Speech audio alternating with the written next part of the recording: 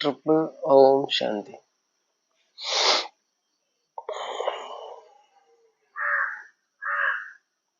ഞാന് ട്രിപ്പിൾ ഓം ശാന്തി പറഞ്ഞപ്പോ ഏകദേശം മനസ്സിലായിണ്ടാവുമല്ലോ അല്ലേ? ഓം ശാന്തി സാധാരണ BKസിന്, രണ്ടാമത്തെ ഓം ശാന്തി ഡബിൾ ഓം ശാന്തി PBKസിന്, മൂന്നാമത്തെ ഓം ശാന്തി അഡ്വാൻസ്ഡ് ടീമിന്. അഡ്വാൻസ്ഡ് തന്നെ ശരിക്കും പറഞ്ഞു കഴിഞ്ഞാൽ PBK അത് കഴിഞ്ഞിട്ട് ഇപ്പോ ഗീതാ മാതാജിയുടെ ക്ലാസ് ഇങ്ങനെ രണ്ട് തലത്തിലായിട്ട് ഇങ്ങനെ പുറത്ത് നിൽക്കുന്നുണ്ടോ. അതായത് ബ്രഹ്മകുമാരി കൂടാതെ ഓം മണ്ഡലി വേറെ കുറെ സംഭവങ്ങളുണ്ട്. ഇതൊക്കെ അഡ്വാൻസ്ഡിന്റെ ഭാഗം തന്നെയാണ്. ഇത് കൂടാതെ എന്റെ വക ഒരു അഡ്വാൻസ്ഡ്, അതിപ്പോ ഞാൻ സസൂക്ഷ്മം എന്നുള്ള രീതിയിൽ ഇന്നലെ പേര് അപ്പൊ തോന്നിയൊരു പേര്, ഇനിയും പേര് മാറും.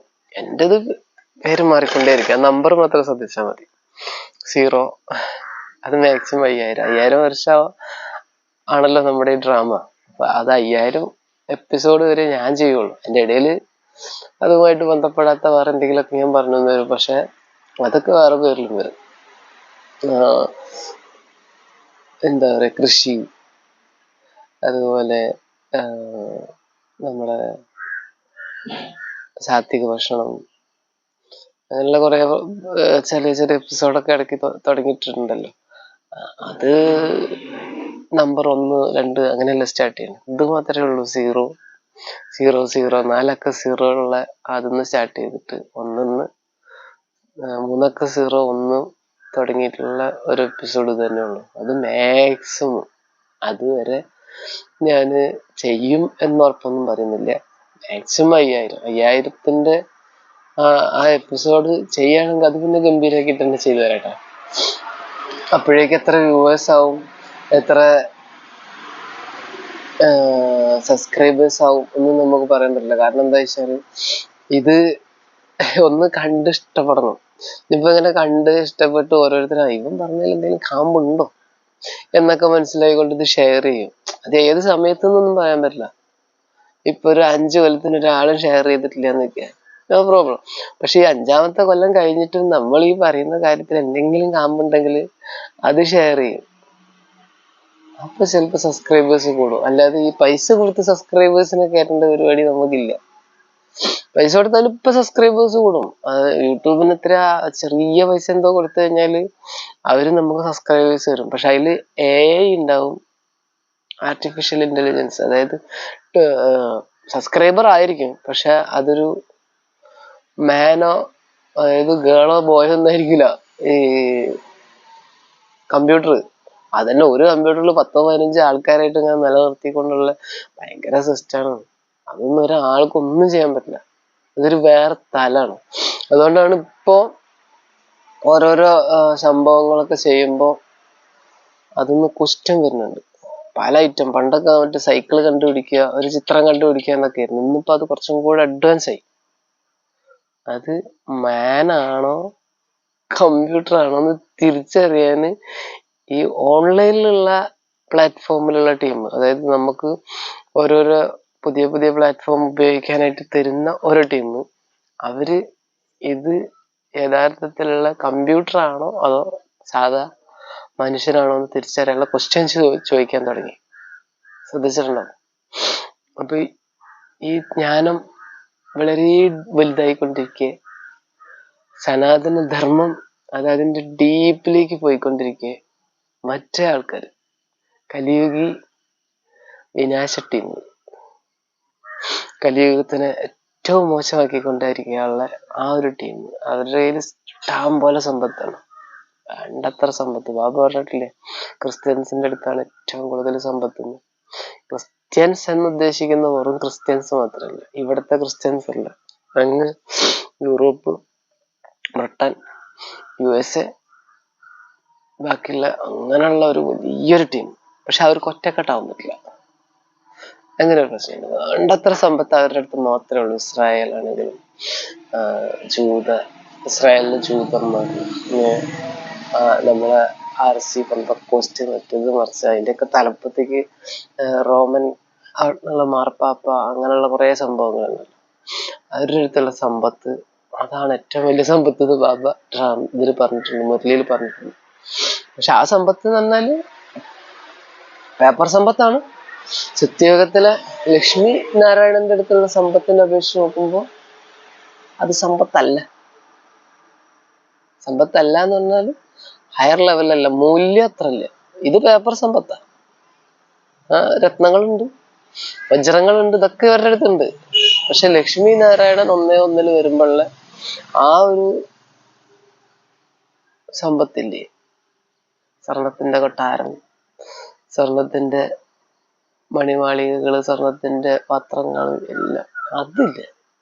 അത് മൂല്യങ്ങള്. ഈ ഒരു സമ്പത്തല്ല. മറ്റൊരിടത്ത് പേപ്പർ സമ്പത്ത്. അത് ശരിക്കും മനസ്സിലാക്കണം. അത് തന്നെയാണ് ഇന്നിപ്പോ ലോകത്തിന് കറക്കിക്കൊണ്ടിരിക്കുന്നത്. ഇന്നത്തെ ലോകത്തിനെ കറക്കിക്കൊണ്ടിരിക്കുന്ന ഒരൊറ്റ സംഭവം ഈ പേപ്പർ സമ്പത്താണ്.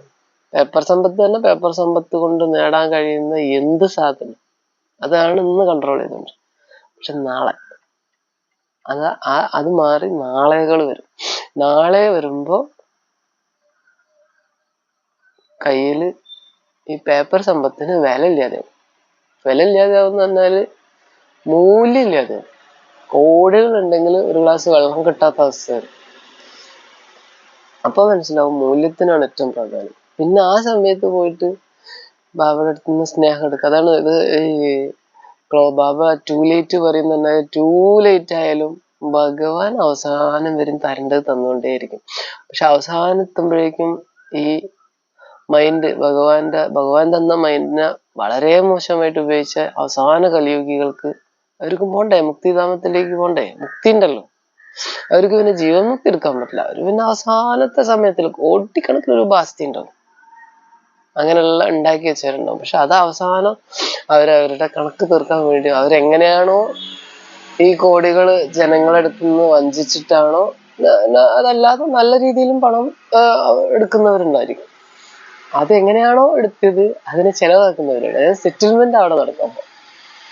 ഇത് ആയുസ്സും ആരോഗ്യവും സൂക്ഷ്മ ബുദ്ധിയുള്ളവർക്ക് ഇത് കണ്ട് തന്നെ മനസ്സിലാക്കും.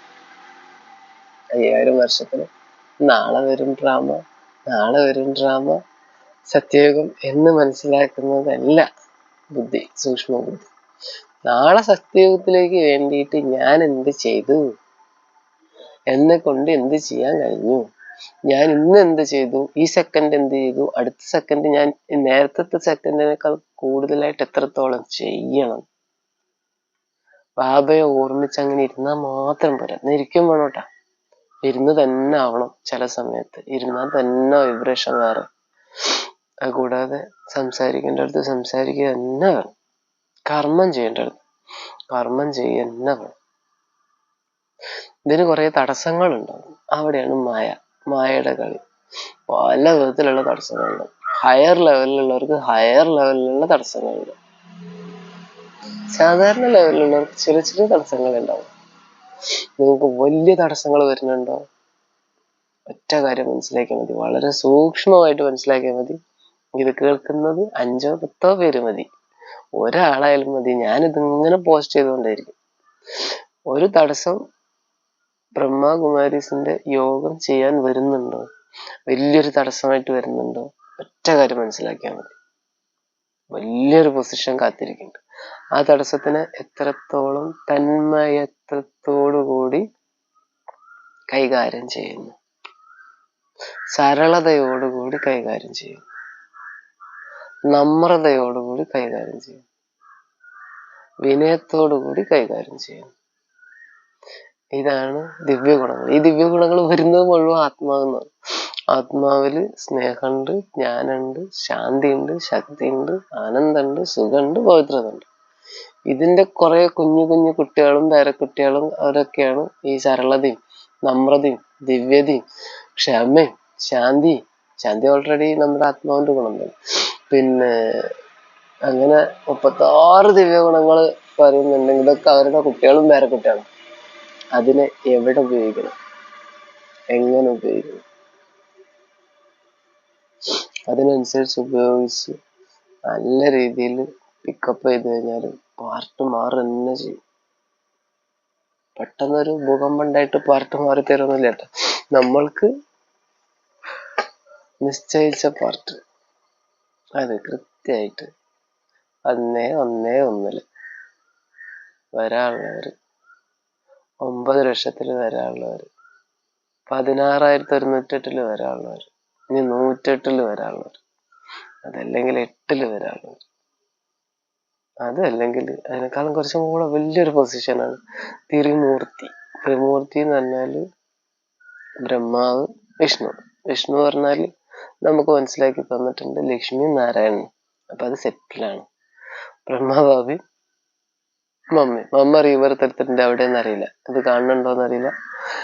ഇത് ഇനി അതല്ലാതെ വേറെ ഏതെങ്കിലും വകുപ്പിൽ ഇവരൊക്കെ തന്നെ പറയുന്ന പോലെ വേറെ അങ്ങനെ പലരും ഹിന്റുകൾ പറഞ്ഞിട്ടുണ്ടല്ലോ, അവര് തന്നെയാണോ എന്നറിയില്ല.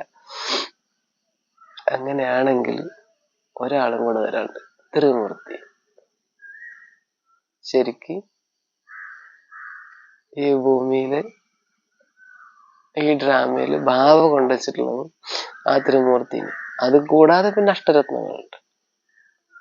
അപ്പൊ ആർക്കും വലിയ വലിയ പരീക്ഷണങ്ങൾ വരില്ല എന്നല്ല, ആ വരുന്ന പരീക്ഷണങ്ങളെ കൈകാര്യം ചെയ്ത് ത്രിമൂർത്തി സ്ഥാനത്തിലേക്ക്, അഷ്ടരത്നങ്ങളുടെ സ്ഥാനത്തിലേക്ക്, 108ന്റെ സ്ഥാനത്തിലേക്ക്, 16,108ന്റെ സ്ഥാനത്തിലേക്ക്, 9,00,000ന്റെ സ്ഥാനത്തിലേക്ക് ആർക്കും ആവാം.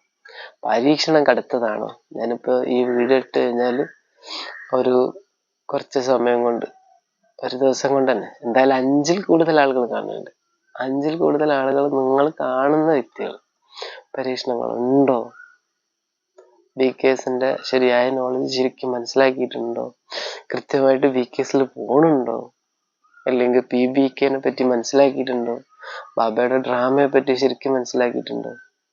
കോടിയിലും ചിലരിലും ചിലർക്കേ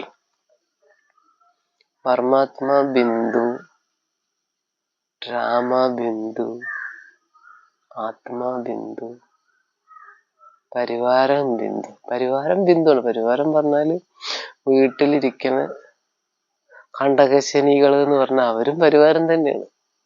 വീട്ടിൽ ഇരിക്കെ തന്നെ നമുക്ക് കുറെ കണ്ടകശനികളായിട്ടുള്ള ഉണ്ടാവും. അതായത് BKയിലും പോയിട്ടുണ്ടാവില്ല, മറ്റേ നായോട്ട് തിന്നൂല്ല, പശുവിനെ കൊണ്ട് തീറ്റിക്കൂല, അങ്ങനത്തെ കുറച്ച് ടീമുകളുണ്ട്. അത് ചെയ്യാൻ സമ്മതിക്കും. പക്ഷെ അവരൊരു പരിധി വരെ അവർക്ക് അത് ചെയ്യാൻ പാടില്ല, അത് ശരിയില്ല ഇത്രേ ഉള്ളൂ. എന്നെ സംബന്ധിച്ച് ഏറ്റവും വലിയ ബുദ്ധിമുട്ടുണ്ടാക്കി തന്നിട്ടുള്ളത് വീട്ടിലുള്ളവരാണ്. വീട്ടിലുള്ളവർക്ക് ഈ ബുദ്ധിമുട്ടുണ്ടാക്കാനുള്ള ഒരു പെർമിഷൻ കൊടുത്തത് എനിക്ക് ജ്ഞാനമാർഗത്തിലേക്ക് കുറച്ചും കൂടെ സ്മൂത്ത് ആകാൻ വേണ്ടിയിട്ട് തന്നിട്ടുള്ള നിമിത്താത്മാരാണ്. അവര് പെർമിഷൻ കൊടുക്കായിരുന്നു വീട്ടിലുള്ളവർക്ക്. രണ്ടു കൂട്ടരാണ് എനിക്ക് ഏറ്റവും കൂടുതൽ ബുദ്ധിമുട്ടുണ്ടായത്. ഇപ്പൊ ഞാൻ ഈ രണ്ടു കൂട്ടരായിട്ടും ഒരു പ്രശ്നമില്ല. കാരണം ജ്ഞാനമാർഗത്തിന്റെ ബ്രഹ്മകുമാരീസിന്റെ പടി ഞാൻ ഇറങ്ങിക്കഴിഞ്ഞു. അതിലൊന്നും ഇപ്പൊ എന്നോട് ഒരു പരാതിയില്ല, എനിക്കെതിരെ ഒരു പരാതിയും കൊടുക്കണ്ട. ബ്രഹ്മകുമാരീസിന്റെ കാര്യങ്ങൾ ഞാൻ ഇങ്ങനെ പറയും. പിന്നെ വീട്ടിലാണെങ്കിൽ അമ്മ മാത്രമേ ഉള്ളൂ. അമ്മ നല്ലോണം ബുദ്ധിമുട്ടിച്ചിട്ടുണ്ട്. അമ്മ, അച്ഛൻ ശരീരം വിട്ടു കഴിഞ്ഞു. പിന്നെ ഇപ്പൊ അമ്മയ്ക്കാണെങ്കിലോ ഇപ്പൊ ഒരു പ്രശ്നമില്ല, എന്താന്ന് വെച്ചാൽ ആയിക്കോട്ടെ. കാരണം അമ്മയ്ക്ക് കൊടുക്കേണ്ട കുറെ കാര്യങ്ങൾ നമ്മൾ കൊടുത്തു കഴിഞ്ഞു. ഇനി എന്റെ പാട്, നിങ്ങൾ നിങ്ങളുടെ പാട് എന്ന് വെച്ചാൽ അമ്മനെ സഹായിക്കരുത് എന്നല്ലട്ടാ. അമ്മേനെ കൃത്യമായിട്ട് നമ്മളെ കൊണ്ടാവുന്ന വിധത്തിലുള്ള കെയറിങ് അമ്മയ്ക്ക് കൊടുക്കുന്നുണ്ട്. ബാക്കി അമ്മയ്ക്ക് വേണ്ട കാര്യങ്ങൾ അമ്മ ചെയ്യുന്നുണ്ട്. പെങ്ങളുടെ അടുത്ത് നല്ല അർച്ചുണ്ടായിരുന്നു. ആ പെങ്ങള് ആ രീതിയിൽ ഒരു പ്രശ്നമില്ല. അപ്പൊ പെങ്ങളുടെ ആനിവേഴ്സറിക്ക് ഇവിടെ പോയി, പറശ്ശിനിക്കടവ് പോയി, അങ്ങനെയുള്ള കാര്യങ്ങൾ. ഇനിയിപ്പൊ അവർക്ക് എന്തൊക്കെ ആവശ്യമുണ്ടോ അതൊക്കെ ചെയ്യാൻ ഞാൻ തയ്യാറാണ്, എന്നെ കൊണ്ട് പറ്റുന്നത്.